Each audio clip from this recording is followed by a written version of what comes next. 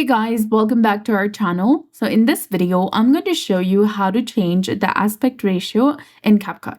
First, you need to open the CapCut application and you can change the aspect ratio for a new or existing project. And CapCut defaults to the aspect ratio of the video that you add. In this case, it's 9:16, which is portrait or vertical. If you need a specific size for the platform like YouTube Shorts, YouTube, or TikTok, you'll need to change it. Select the back button from the bottom left corner of your screen.